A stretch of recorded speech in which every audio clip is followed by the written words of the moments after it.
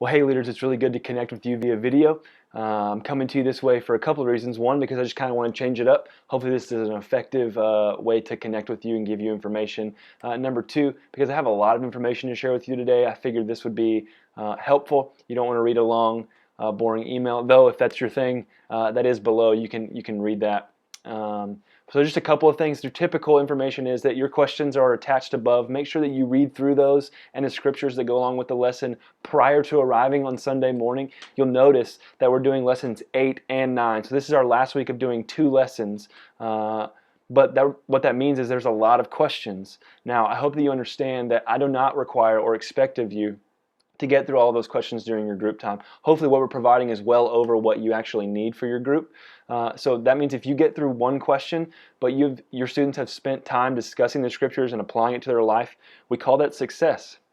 And if you take the whole time to get through all the questions, but you discuss the scriptures and apply it to their life, we call it success also. Our measure of success is not whether or not you complete the worksheet that we provide, but if you get the students, as a shepherd of their group, if you get the students discussing what the scriptures have to say and getting the students to discuss how to apply it to their life, that's what we would say is effective. That's what we would say is success. So I hope that you'll find that encouraging as you enter into this Sunday as a shepherd of their group, because that's really what you are. I want you to know you are shepherds of these life groups. You're the pastors, if you will, of these life groups. And yes, that requires Sunday morning. What you're doing for us on Sunday morning is such a gift. It's such an honor for me to have you guys as leaders. But I hope that you would see that reaching out to these students beyond Sunday morning is also very, very, very effective. And what you will see is as you reach out via text or call, or maybe you end up getting to go to some of their events going on during the week if you have time, what I hope that you'll find is that doing that kind of stuff during the week will just make your effectiveness on Sunday morning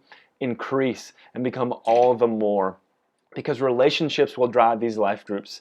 I say that over and over again. Students will come for one event, but they will stay for a relationship. And so I need you to connect with your 8 to 15 students in a relationship where you love on them and point them to Jesus because you're their shepherd. And so I hope that you would grab onto that identity as a leader as we continue to go. Speaking of leadership, I also want to keep shoulder tapping ever before you. By God's grace, we are continuing to grow as a ministry, and I'm so thankful for that. But what that means is we need more great leaders. And how we see leadership multiplication happening at Bay Area is through you, the current leaders that we have.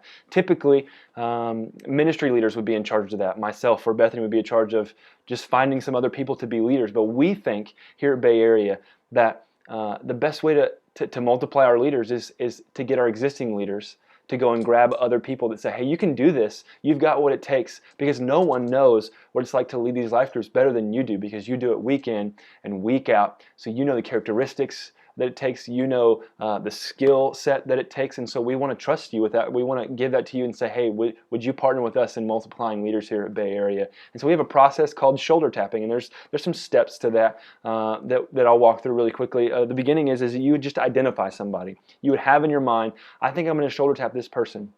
And when you have that person in mind, you come to myself or Bethany and say, hey, I'm thinking about shoulder tapping so-and-so. And we would say, hey, yeah, that's great, or here's what we know. The reason that we want you to come to us is not because we want to micromanage you. We just want to have the best perspective on whoever is coming to lead our students, and we want to shepherd our students well. Just like you shepherd your 8 to 15, Bethany and I shepherd this ministry, and we want to be faithful in every area. So we want you to come just to mention that name to us, and then we will launch you out to say, hey, go and do it. And so the next step will be to have an ICNU conversation. And what that means is you would go to that person and you would tap to vision. You would tap to the vision that God has called us to as a church, to reach the 4B area with the gospel of Jesus, and as a student ministry, to reach students in the 4B area with the gospel of Jesus. You would tap them to that vision and have an ICNU conversation saying, hey, I see in you the ability to interact and minister to students. I see how you are with students. I've seen you interacting with students.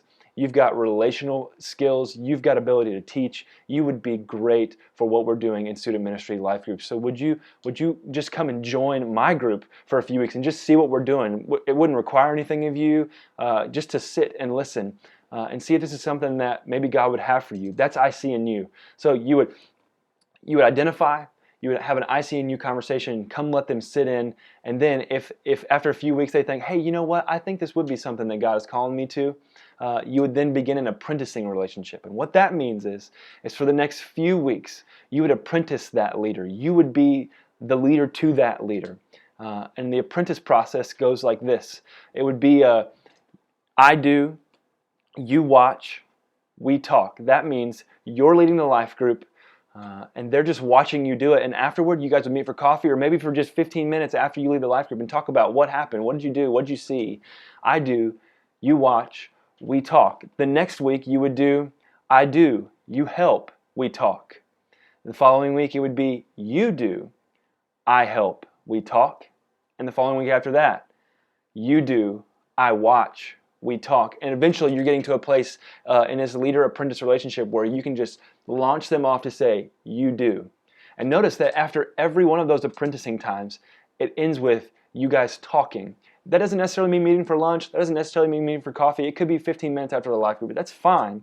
But we hope that as you develop this apprenticing relationship, that you would shape these leaders to know, hey, these are effective things in leading a life group. These are things that I do to get students going, and how I use the questions to facilitate discussion. They need to see all of that, because for some of them, they're new to leading in student ministry, and they need your help. So be on the lookout. Who is somebody? Who can you pray about shoulder tapping now? Identify one person that you know that you can shoulder tap to bring into what God's doing in the student ministry. We need you to identify those people. Bethany and I, our circles only go so far, and your circles go in places that mine don't, and the next person and the next person. So if we each identify one person to shoulder tap, we can start reaching in to people and plugging them into places where they can use the gifts that God has given them, and we can reach students in the 4B area for Jesus. If you have any questions on the backside of this email and this video, please feel free. You can email me. You can call me. I'm so grateful for you. You guys are such a gift to us. I'm so glad to call you friends. I'm so glad that you guys are leaders in the ministry that God has graced me to be the leader of. Love you guys. Have a good rest of the week.